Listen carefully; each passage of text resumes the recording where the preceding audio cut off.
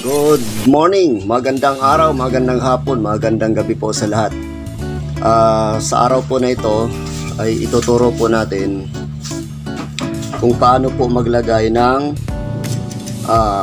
N-type connector sa ating mga Hilux. Ito po. Okay. Hindi na po kailangan ng paghihinang. So ito yung N-type para sa Hilux. Kasi hindi naman natin lahat magagamit ang N-type papunta sa ating mga radyo at saka antena, kasi ang mga yon ay naka ISO connector. So pag Hilux ang gamit natin, kailangan muna natin ito, kasi wala namang makukuha nating PL259 para sa PL259. Pwede lang gamitin sa 1/4 na Hilux, pero pagka 1/2 na, ito na yung kailangan mo, N-type. Tapos gagamit ka na lang ng adapter, N-type. Tapos ito kanyang PL259 ang kanyang ulo. Yan. So para magamit mo papunta sa radyo, so mula sa N-type, lagyan mo ng adapter. Ngayon, pwede na ngayon to papunta sa yung radyo at saka sa antena, kasi ISO naman yung gamit ng ISO 239 ang gamit ng radyo at saka ng antena. Alright, so tuturo natin kung paano ngayon ikakabit itong N-type dito sa Hilux natin. So panoorin nyo at para malaman din, kasi marami ang nagtatanong paano daw po ba ikabit yung N-type sa Hilux, lalo na sa 1/2 or yung mga malalaki 7/8 ganon. So ituturo natin ngayon. Ang gagawin, pag nakuha mo si N-type, makita mo itong dulo na to, isukat mo lang kay Hilux. Tapos ito, merong kulay blue dito na rubber niya. So ayan, isukat mo lang siya. Ayan. So ganyan. Isukat mo lang, tapos yun ang puputulan mo. Tanggalan mo siya ng outer.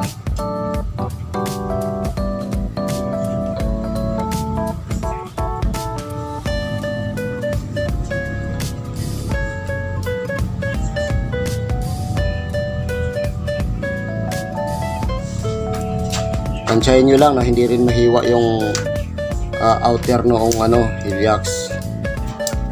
Ayan, so ayan na siya. Ngayon, kunin mo si N-type, kalasin mo tong isa niyang part, susukat mo. Kung mapapansin mo pala si Hilux, si N-type, meron siyang inner. Ito.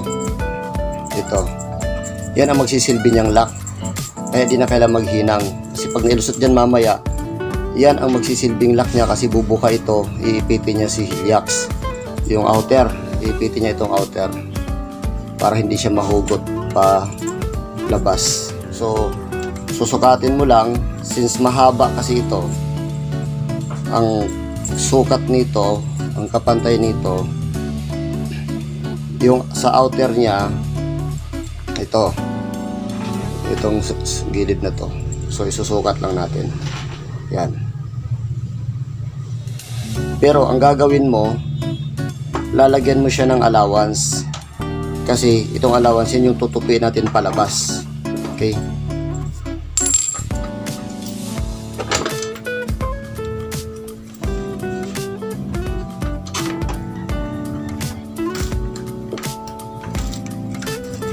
Ingatan din na hindi masugat kaagad yung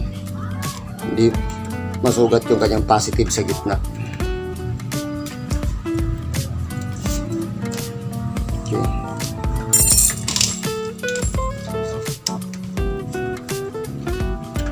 Okay, yan na. So lumabas na siya. Ngayon, ipapasok natin ngayon yan. Tulak lang natin para lumabas itong outer shield niya. Yan. Mawala sa video. Yan. So, kung mapapansin nyo, meron siyang sobra. Kapiraso lang, mga 1/4 lang yan. Ngayon, yan ngayon yung ibuka natin palabas.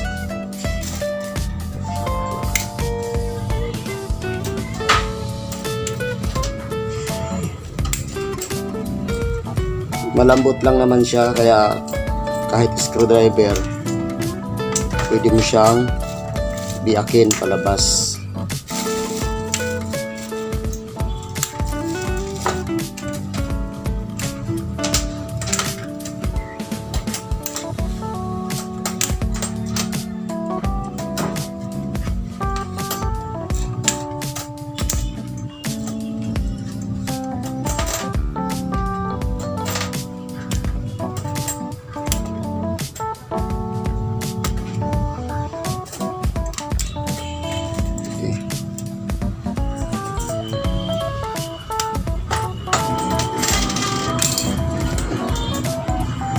Tayo ng ano, medyo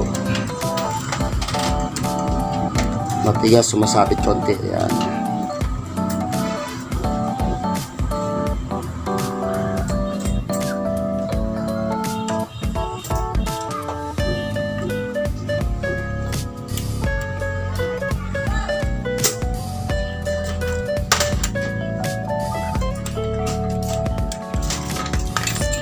So ayan na, lumabas na siya. Ngayon magsisilbi ang lock kasi. Ayan o, kung makikita ninyo. Sana ba? Ayan. So nakalabas na siya. Kumbaga nakayakap na siya dito. So, hindi na siya matatanggal. Ngayon itong sobra niya, kasi natatanggal na nga natin yung kanyang outer, pwede mo namang ikat yan para hindi sasabit mamaya doon sa pangtakip niya. So, hindi na siya lalabas kasi pag hinila papunta rito, palabas, sumasabit sa groove nito dahil bumuka na siya. Gawa nitong outer shield ay nakaharang na, nakatakip na sa kanya. So, ipapasok mo, ito meron siya. Ayan, malalim. Dito yan papasok.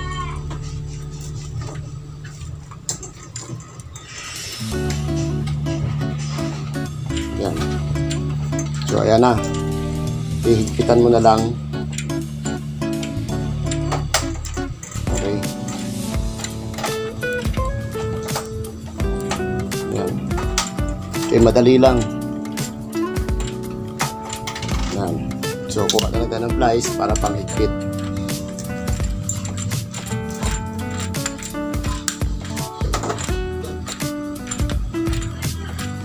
Yan, ganyan lang, mabilis lang siya.